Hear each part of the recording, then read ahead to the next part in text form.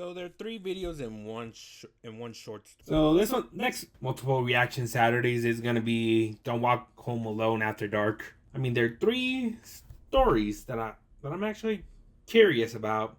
I mean, he just started a year ago, then last year, and then the one right now. I don't know. They're trying to put efforts in one story and one per year. I'm interested. So let's do it. I'll never forget the summer of '95.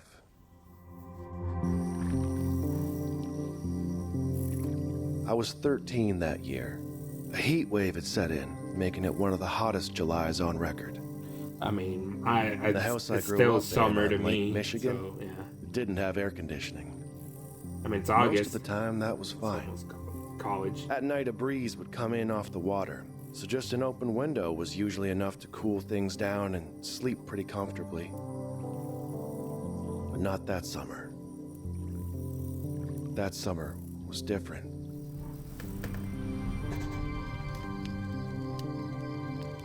Some of my friends and I had taken to camping outside to try and escape the heat. Jordy Baker, Augie McLean, and me. I don't know if it really made all that much difference. I think maybe we just liked being together. That made it easier to get through. I can't remember the first day I met Jordy. We lived on the same street in our small town and we did everything together. He was my best friend. It felt like it had always been that way. Augie was a quiet kid back then, but you wouldn't know it when we were alone. So much so that his big mouth got us kicked out of my backyard. Dad had to be up at 5 for work, and he didn't exactly appreciate Augie's high-pitched laugh the same way Jordy and I did. There was a clearing in the pines behind Jordy's house where we used to hang out sometimes, so we decided to set up camp back there. An old, rusted-out Buick Century marked the spot. I always wondered whose car that used to be. Back before it became part of the woods, I mean. Thinking about it now, I'm not even really sure how it got out there through the trees in the first place. We'd cleaned out the broken glass and the cigarette butts left behind by the neighborhood teenagers, and we made a fire pit out of one of the wheels Jordy managed to pry off. The mosquitoes out there were ruthless at sundown. Dry, prickly needles covered the ground in a thick... I was at my cousin's party. So I was at my cousin's birthday party, and there was a lot of mosquitoes. My family tried to spray all over, and then there's so many of them. I even tried to get out for a bit once, like take a small break, and yet they still show up. Blanket under the trees. The only thing I hated more than that feeling under my feet when I wasn't wearing any shoes was the crunching sound they made wherever I was. I felt hammered. It wasn't all that cozy of a spot, but at least it was private. A place far enough away from the rest of the world that we could stay up all night laughing and no one would care. Jordy had skimmed some beer from a case in the basement that his dad was working on. 4 bottles of lukewarm lager to share between us. Not exactly a blowout, but not enough that Mr. Baker would miss him either. I don't drink much beer these days, but even just the smell of it always brings me back to that night. I've always rarely drink it. I rarely drink beer, so just when I decide I feel like it. It's quiet. The hours slipped past as we stoked the fire, talking about nothing in particular. That half a sip of beer must have gone right to Augie's head as he called it a night pretty early on without even finishing 1 bottle. We didn't mind. That. More for us. At some point, Jordy brought up what happened to Pike Lister.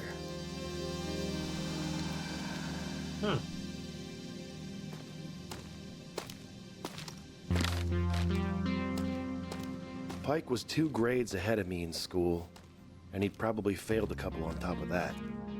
Yeah. He was big, and everybody was scared of him. On a Friday, that past November, Pike left school after his usual extra hour of detention to walk home.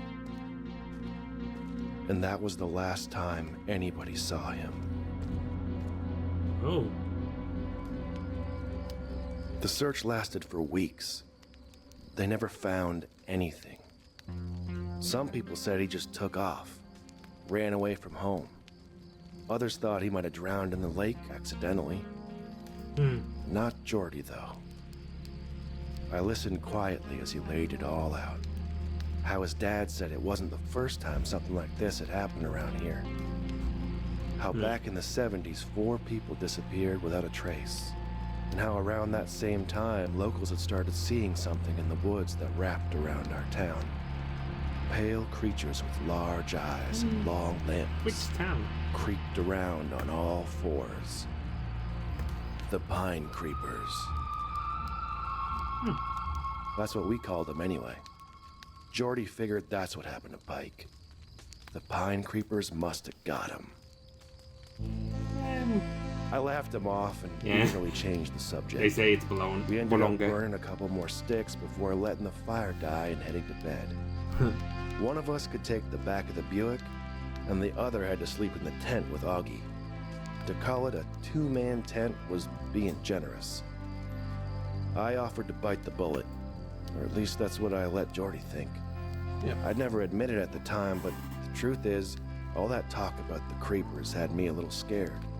Augie's snoring and spooning seemed like a fair price to pay if I didn't. It's important to hear stories outside. before you have bad dreams about getting bad dreams.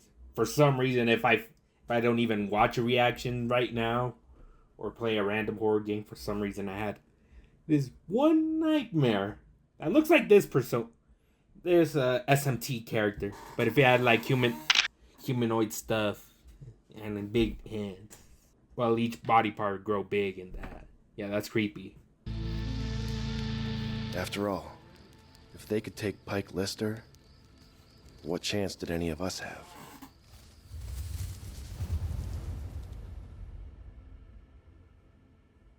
I'm not sure what time it was when I woke up.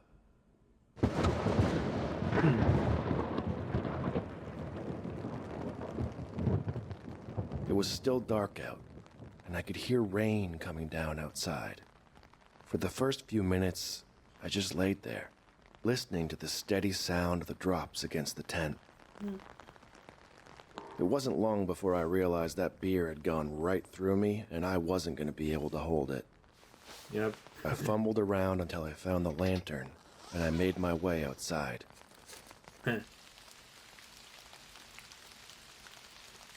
The night air had cooled down a bit with the rain, which felt nice. The whole sky was clouded over, blocking out any light from the moon or the stars. My eyes finally started adjusting to the dark. That was when I noticed it. Something catching the light just beyond the edge of the clearing. A dim, reflective shine that flickered as I moved the lantern. It took me a second to realize what I was looking at.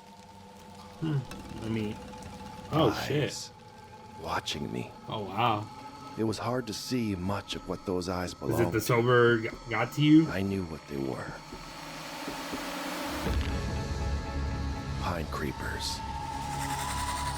Oh. Yeah, a little bit of My pulse pounded in my ears as we stared each other down. I carefully started backing up, never once looking away.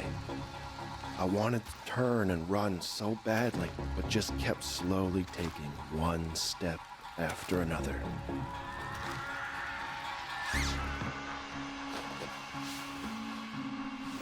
Yeah. I got back into the tent as quickly as I could without making much noise.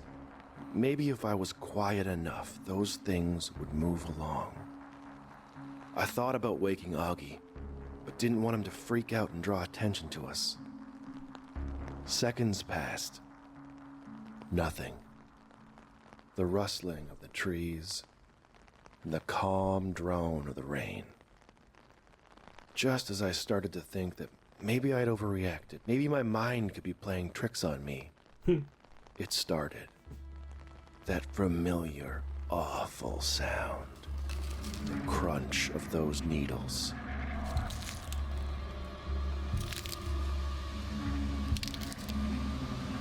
There was something moving around outside the tent.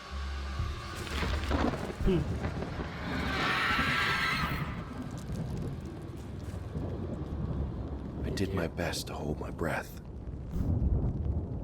The worst part of it all is I knew Jordy was out there, alone. I kept telling myself he wouldn't wake up. He was safer in the Buick. That I should stay still, stay quiet. I laid there, and I kept listening for what felt like forever. I was too scared to do anything else. I never woke up Augie. I never called out to Jordy. I never did anything. And yet you're still awake.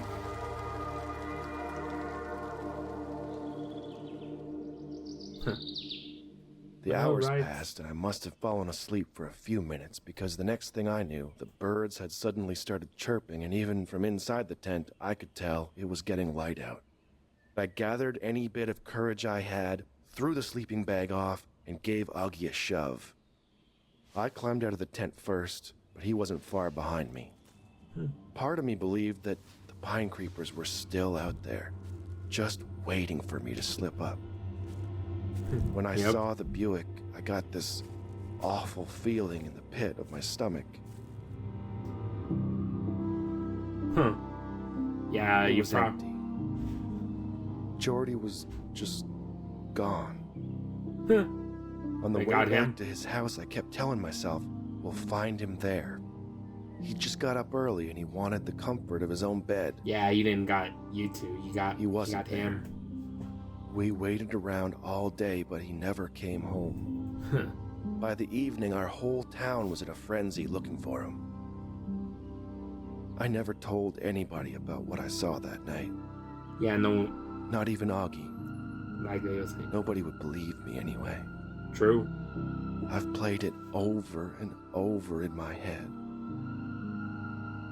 I'll never forget the summer of '95. That was the year Jordy Baker went missing. Dave's got him. Anyway, one video down, 2 more to go. Be right back for a bit, and then I'll just... Or you can just edit right there. Editor. Cut out and start the next video.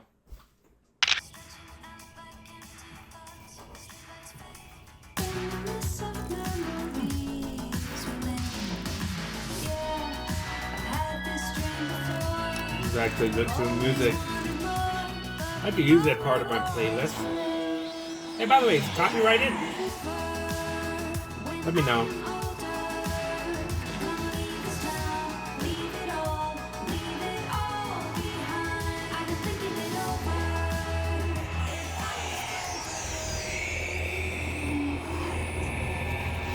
I mean, just turn it off, but...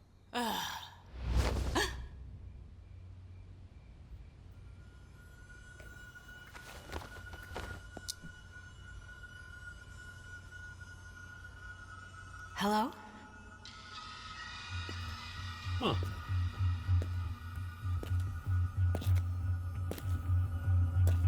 I mean, that's an improvement quality animation.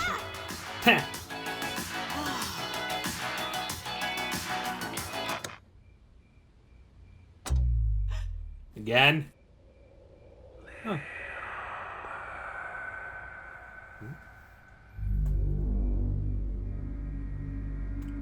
I mean, I don't know about it. Hear me out. Oh, never mind. No, hear me out. Shut up. Just focus.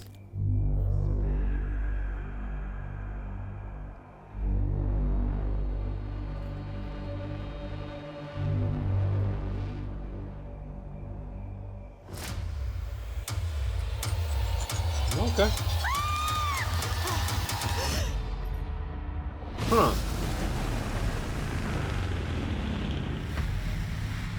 Okay. No. Oh, shoot. Wow. What does he look like? I mean, don't look. Run. Sparrow Moon was not at all what I thought she would be. I wasn't given much time to go over her case file before our first appointment, but from what I had read, I half expected some kind of uncontrollable monster to walk through the door. She wasn't anything like that. She was quiet and guarded, smaller in person than what I had imagined from her photograph.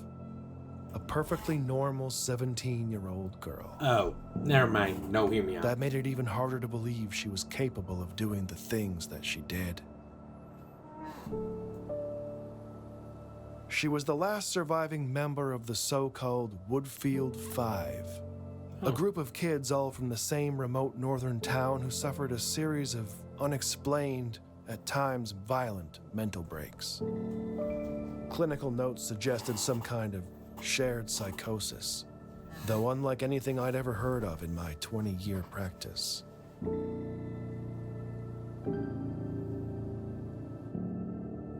By all accounts, Sparrow had an unremarkable childhood.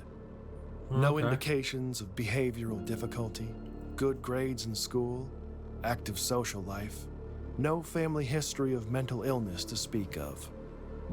Her mother had been part of some offbeat spiritual commune years earlier, but had left that behind when Sparrow was quite young and eventually remarried. There was nothing to suggest any kind of underlying trauma or abuse, though as you come to find in my line of work, that's not always so obvious. Okay. The only path to understanding what really happened in Woodfield was Sparrow herself. And that would prove more difficult than anyone anticipated. I learned very little over the first weeks of our sessions together. Sparrow was often uncooperative, careful never to allow the growing familiarity between us to weaken her resolve. I was not as strong. I became unreasonably attached to her. Okay. The endless medical diagnostics revealed nothing we didn't already know. She barely slept. The scratches on her arms were self-inflicted. And aside from high blood pressure, she was physically healthy. No one was certain about what exactly was wrong with her. And she was getting worse.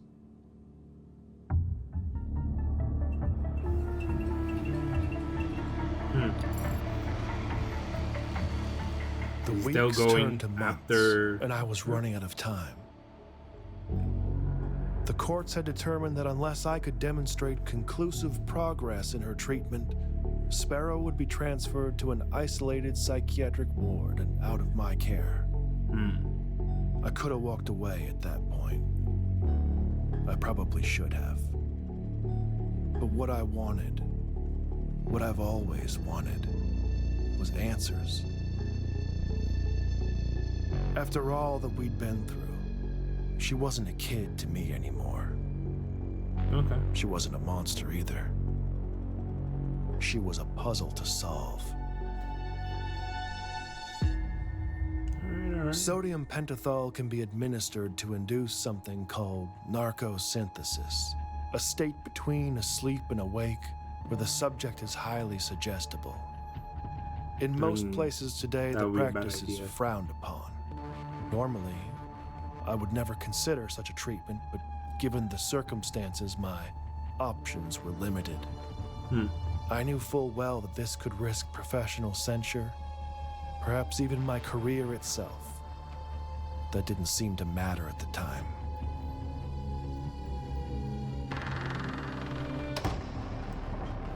Looks like she's getting worse. After the injections, Sparrow was brought to my office.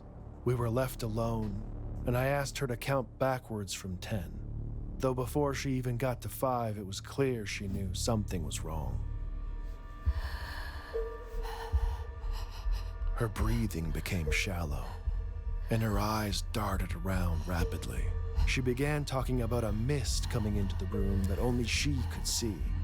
She could hear a voice from within it calling to her. The drug had disoriented her to such a degree that I don't even think she recognized me.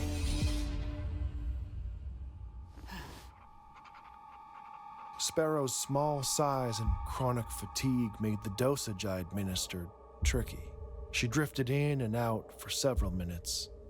When lucid, I redirected her, asking if she could tell me what the voice she heard was saying. After a long pause, she finally whispered, "Little bird." At that point, Sparrow was not interested in answering any of my questions. She just spoke, and I listened. She said that it knew. It knew that was what he used to call her. The old man.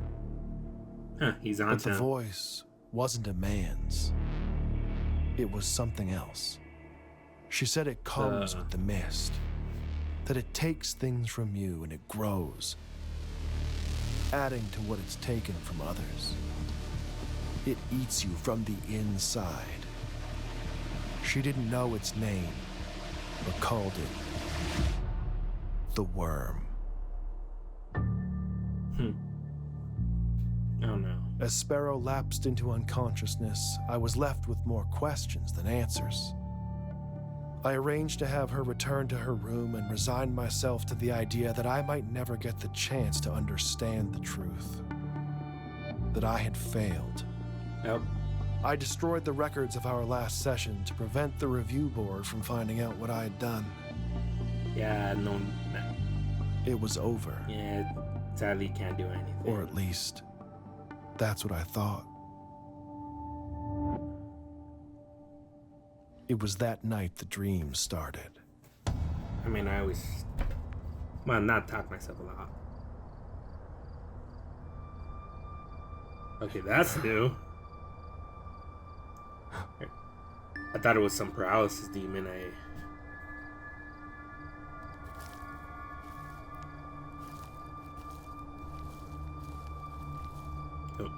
Always to harm me.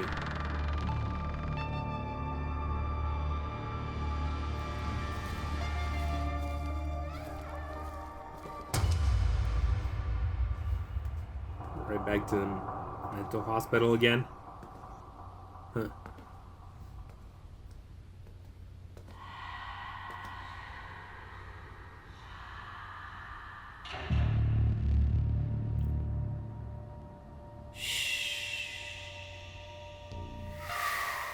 Wait, come back!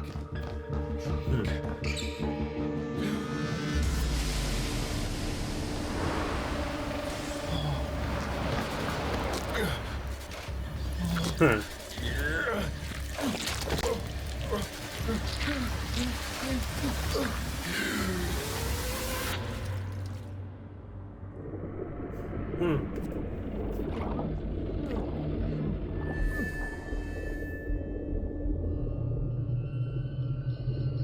I mean, you can't fly up, just like.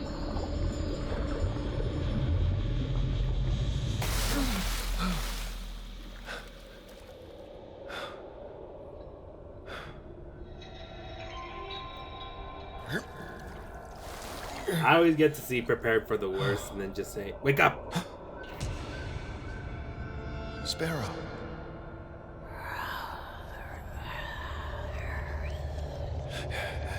What? Doctor, I'm so hungry.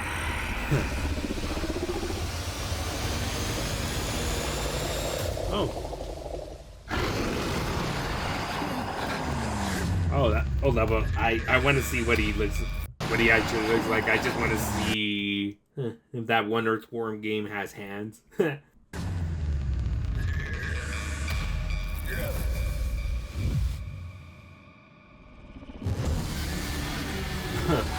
Yep.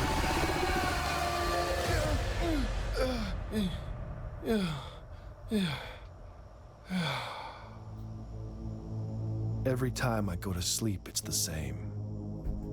It doesn't really matter how the dream begins. I mean, everything goes the same. Eventually, the mist will come. And with the mist, always comes the worm. They try to wake Just up for like 3 she days. said it would. You can't run. That never works. It won't let you. The best you can hope for is that you wake up quick, before it begins to feed. POV withdrawals. At first, I told myself that it would go away. It could be a simple anxiety-induced aberration brought on by the stress of dealing with the case. But it was soon obvious that wasn't it. The nightmares didn't stop. I couldn't sleep, I couldn't eat. It wasn't long before my colleagues began to take notice. Things got so bad I had no other choice. I called in every favor, pulled every string I could, and arranged access to Sparrow at her current facility.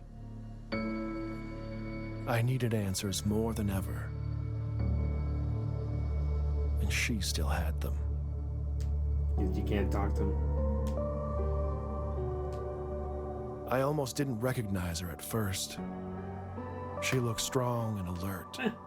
A stark the worm goes contrast after to the him tired now. girl that I had spent all that time And with. she feels better, but at the price. I didn't have to ask any questions this time. Just by looking at me, she knew all too well what was happening. We sat down, and Sparrow Moon gave me what I needed. The worm is some kind of parasite, a pathogen, an ancient thing passed from host to host, manifesting in their dreams, feeding on their deepest fears. It will not stop, always hungry for more. It won't kill you. It doesn't want you dead. It wants what any good virus wants: to propagate, to be passed on, to be fed. Sparrow tried to hold it inside of her, to protect others. She thought that if she could fight it long enough, it would die with her. But she passed the worm to me the same way that it had been passed to her, just by telling me about it. Oh. So he's going You to have say, to believe me. I am sorry for this. Now that I've told you, I don't know when, but sooner or later in your dreams, the mist will come. And with the mist, always comes the worm.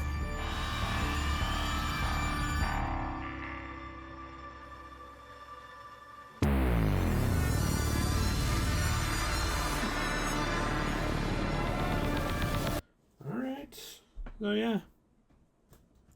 No, I had one long dream, and it's right in the it's a short that I had ever since I had that in my childhood. Yet I stopped seeing him, but now one more video called The Devil's Rock.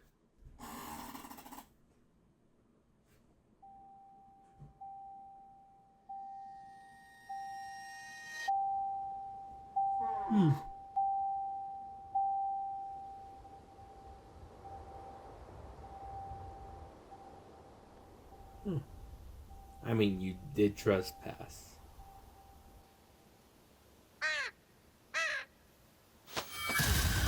Okay.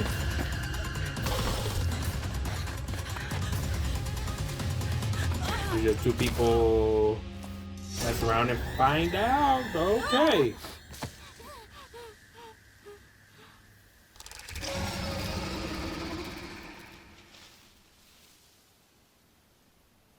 Chupacabra.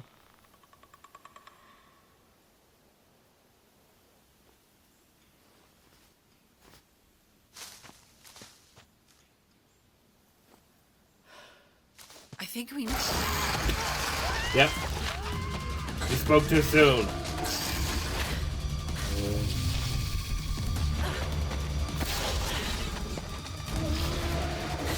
Oh, there's two of you.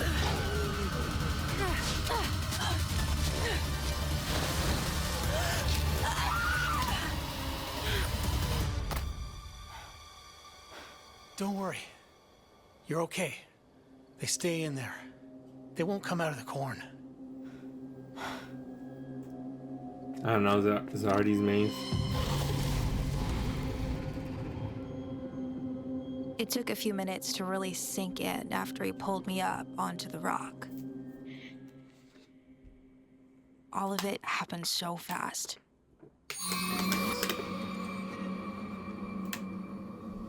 We've been on the run for a while when Laura stole that car.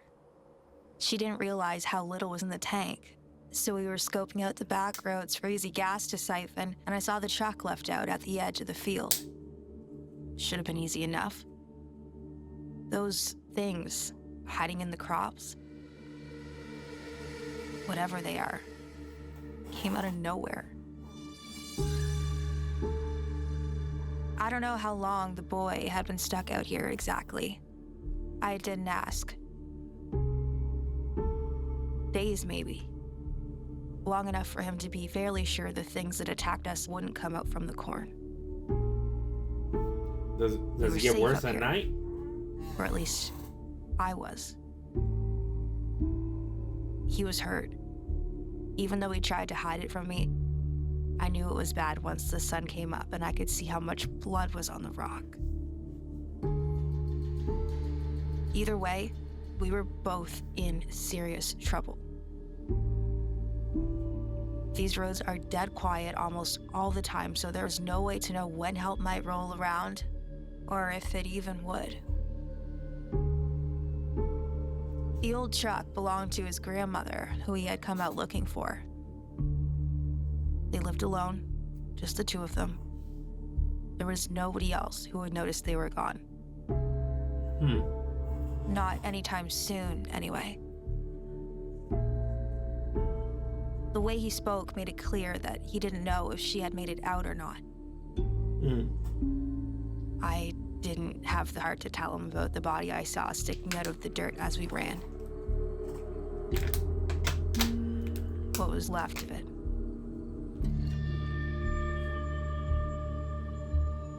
I could hear Laura crying from somewhere in the corn. I couldn't tell exactly how far out she was from the rock. Your average Dying Light game. Sometimes it sounded like she might have been close enough for me to try something. Anything. Maybe I could have helped her. The boy didn't think so. He told me he ran track 100 meters in just over 11 seconds, all county record. Those things in the field were faster than him. They'd be faster than me. They clearly knew Laura was there, but didn't seem to care anymore. Or maybe they left her on purpose, trying to lure us back in. Yeah, Dungeon by Corpse. After a few minutes, her cries turned to moans, and eventually stopped. Yep. My phone has no service this far out. To be honest, all you can do is just play a random mobile game. Even if it did. Who would I call? The police? Not after what we'd done. Yeah. Maybe I deserved this, but I doubt the boy did. He saved me, and he didn't have to do that. What goes after night? For a while, he kept his gun close and me at a distance. I'm sure he knew that I had no good reason to be in that field before dawn, even if he didn't say it outright. Some hours into the day, the bottle of water from my pack convinced him to let me get a bit closer. After he had a drink, I used some to clean him off. His leg was injured pretty badly, so I ripped up my shirt sleeve to wrap the parts that looked the worst. And we both went back to quietly waiting for someone to come along.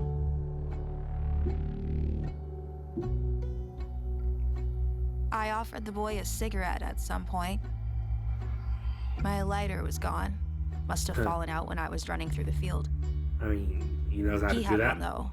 Oh. One of those gimmicky rabbit's foot things. I thought it was like old school style. Said he didn't smoke, it was just something he kept for luck. It had belonged to his dad, who died a long time ago. We have that in common, I guess. I can't help but think it's luck, has pretty much run out. Can you escape? I mean, it's starting to get dark, but like your average Zardy maze. By sunset, we hadn't seen a single car pass by. I've never been very good with being stuck in one place. There were moments that night when I thought about just climbing down into the corn and crawling off as quietly as I could. I don't even see like a road where there's a small one pass by. Or maybe I'd just run for it. Screw the all-county record. See if I could make it out before those creatures could take me. I would have thought they had to sleep sometime, but those deep, shaky howls they made every few minutes were a constant reminder that they were still out there, ready for me. I mean, don't you have like a random axe or something to poke at the rocks? Each hour or so, a jet plane would pass over us. The later it got, the easier they were to make out. Dark shapes and blinking lights cutting across the sky, leaving behind long trails from one end to the other. High up enough that they'd never be able to know we were even there. Yep. I kept hoping, to see. Hoping the next one that came along might be flying low. How you doing? Somebody went further. Okay. And they beat you. Yep. Might see us and just know something wasn't right. I mean, I was in off-screen Clash Royale stuff. Imagine one of the people on board had the power to send help, to get us somehow out of this goddamn field. I knew that was stupid to think. That nothing like that would ever really happen. I mean, you could go, but that's like a final option. But still. Felt nice to hope, though.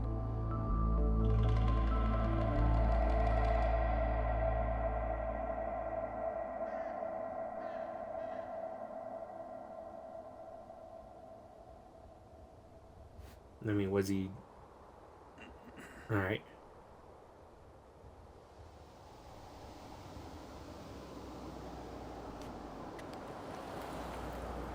Is it getting windy? Or there's a car nearby?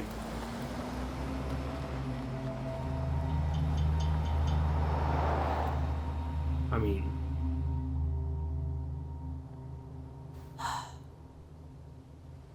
he would come back.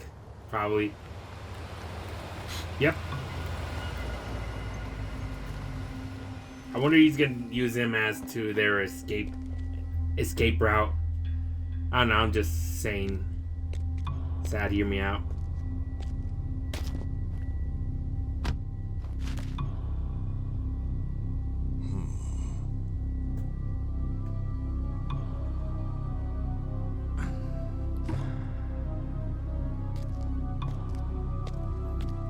Can you make it like a fake threat? Hey! Hey! Over here! Huh? Hey! Hey! Over here! Damn kids.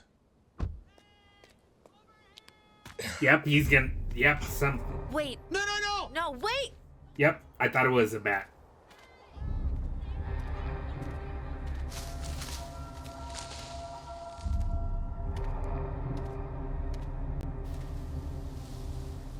Are they?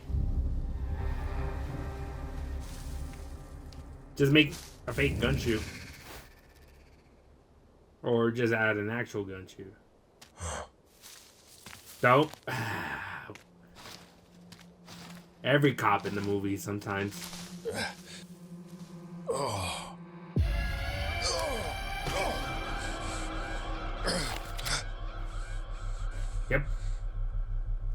What was that right there? Hey, come on out of there. Don't be stupid, man. It's probably too late.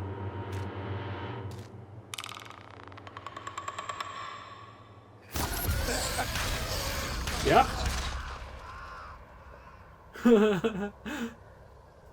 Damn. We ran out of water sometime after the sun came back up, and I could feel myself getting weaker as the hours kept dragging on. The boy had it worse. He was tired, shaking sometimes. And the blood, Yeah, he'd well- lost a lot of it.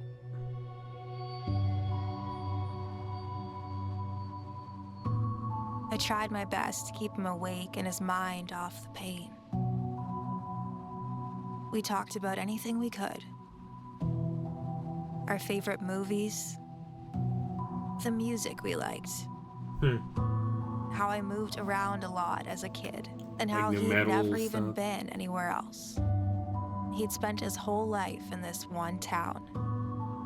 He said his grandmother told him this all used to be trees and stuff at one time. But the night the rock fell from the sky, it cleared this whole field. Back then, to remove it would have been more hassle than it was worth. So they just planted around it. Everybody called it the Devil's Rock. No one really knew why. Or if they did, they just never said. I mean, you could at least call the... The crops here grew like crazy, though. As if the land itself had been changed somehow. You could at least call the... There were What's his always name? rumors about the field. Stories people told. How every 17 years, when the summer is particularly warm and the rain is heavy, very bad things happen here. I mean, that would take forever to The make boy it grew up hearing them summer. and thought that's all they were. Make it to fall through winter. Stories. He never took them seriously. At least, not before those things in the field appeared, anyway.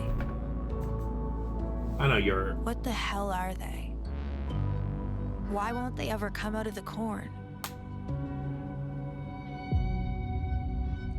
Do they even go after bugs? I guess it doesn't really matter why. Nope. Maybe they don't even know they can. How would they if they never had? I mean, you can make a We're slight right sound. here.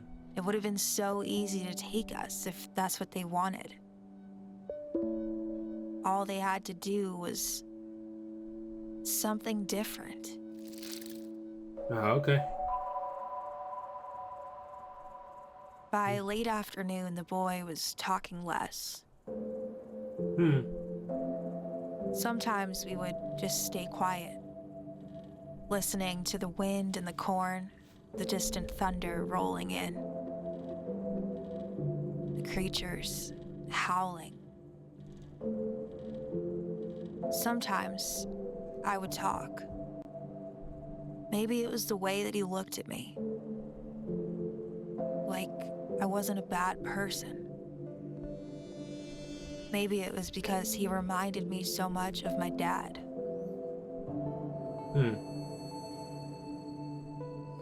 Maybe it was because some part of me knew we were both going to die anyway. Whatever it was, I mean, someone to take the... Well, I'm not sure about if one I of them told him has... everything. I don't know, bait works. I told him about that stupid camp up north I was sent to. Oh. How me and Laura escaped. How we held up a Q-Mart in Hamlin County. How I needed the money and how nobody was supposed to get hurt. How I didn't know the gun was loaded. And how it just went off. I told him about how after I ran. Kept running. How it felt like if I could run fast enough, it wouldn't catch up to me. What I did. I told him everything.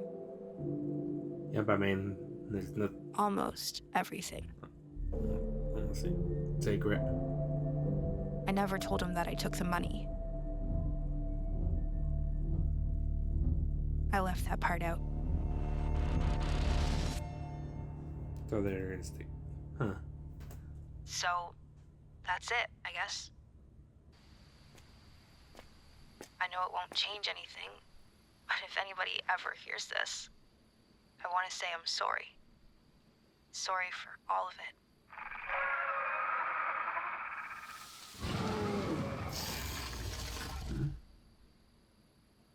They. Huh. Yeah, you know another way route. Holy shit. What's going on? They can. Creatures. That sound they make? They're calling each other. Okay, so? So, I can use it. Use it? For what? Like repeat it. A head start. Yep.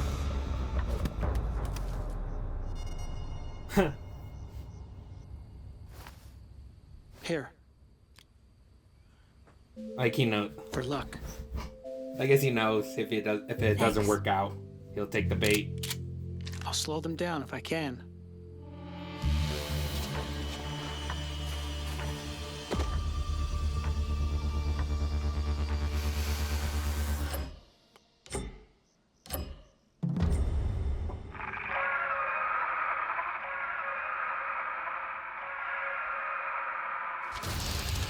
Yeah, just go.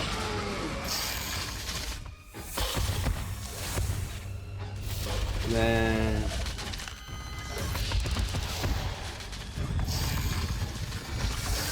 Yeah, just go.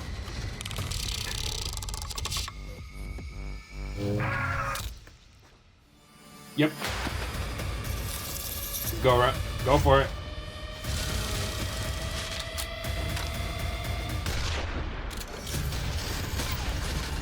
I mean, there's some down.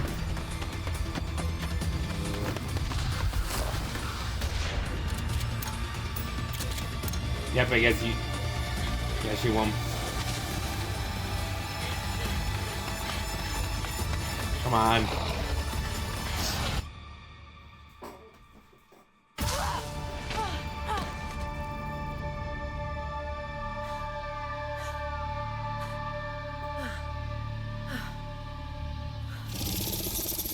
Okay. Man.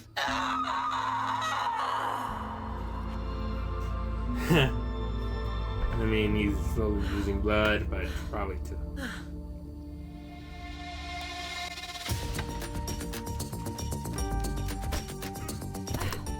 Oh, yeah. I guess you have to essentially pull Arsene.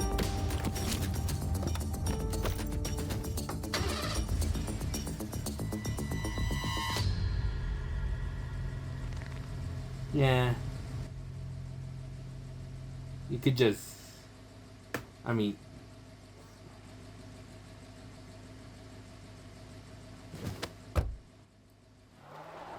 Okay, I was gonna say, are you gonna ditch him or.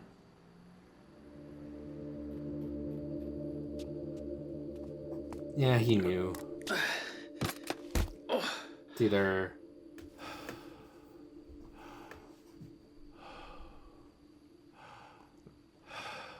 Oh. Oh, okay. Yeah, that's gonna.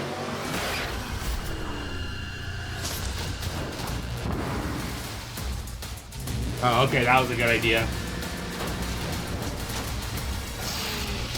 Huh.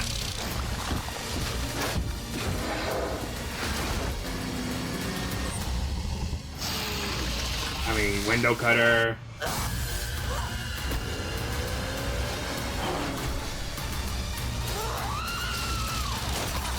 Ouch.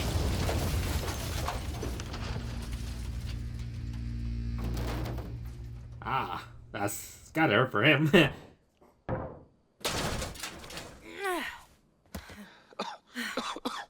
What are you doing? I don't know. Something different. I mean, you could try to escape now. At least. At least good for you.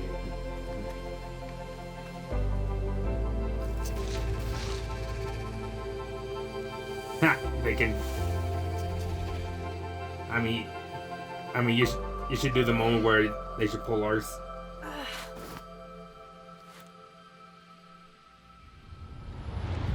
Oh, okay. That was a good idea. Do that right now.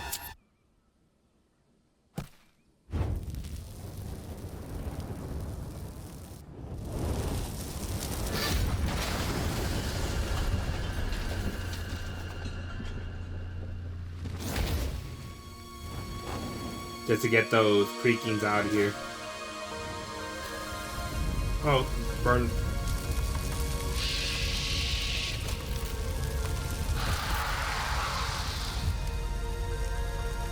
Yeah, it was for a right reason.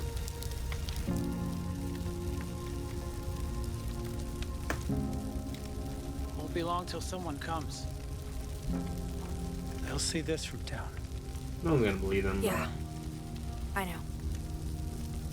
I think I'm done running.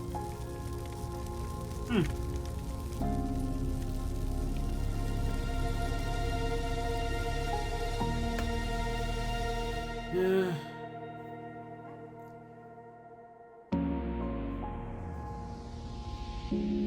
That was a good story through. To be honest, I do always talk to myself a lot. And yeah, that's sort of like a problem to my own part, but I don't know what am I even explaining to. So yeah. Subscribe to Don't Walk Home Alone After Dark, and subscribe to me if you want to see me reaction Saturdays every day. I also do gaming. And adios. No intro, no outro song cut out.